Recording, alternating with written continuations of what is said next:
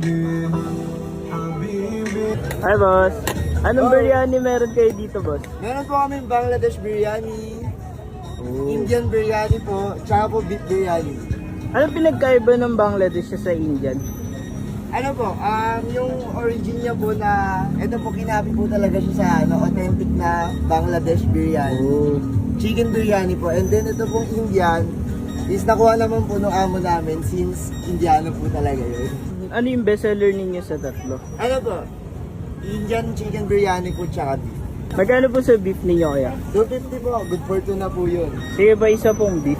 Dito po sa chicken na Indian? 200 po, good for two na rin po yan. Sige ba isa rin po? Isa rin po. Fresh po yan. Medium rare.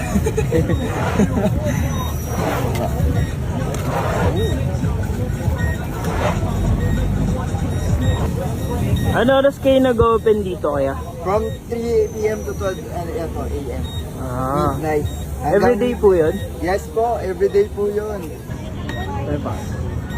Nice. Kuya ko isa. Thank you. Ilang spoon? 2, 1.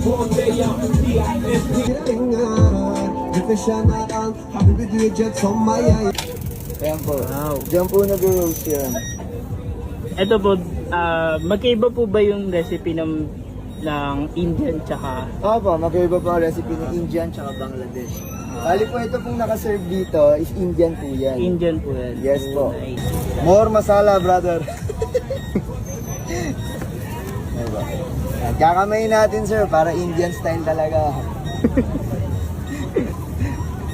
Diba? Nice. Yun. Ang dami Yes na po, kapag serving. po, kapag po chicken, nilalagyan po namin yun ng garlic. Ano po to? Garlic mayo po. Garlic mayo po. sauce. Nice. Mas kilala po siyang garlic sauce ng lahat. Okay po. Nice. Dito naman po, meron naman po tayong panipuri. 100 lang po siya for 8 pieces. Bali po siya po yung Indian puff crust na nilalagyan po siya ng mix po ng mashed potato, sweet potato, masala, herbs and spice, tsaka po onion. Wow. Ayan po. Guys, try natin tong biryani dito sa Esplanade. Ito, beef biryani for 250. Pang 2 tao na siya halos. And then, Indian biryani na chicken. Let's try. Bango nito. Try natin.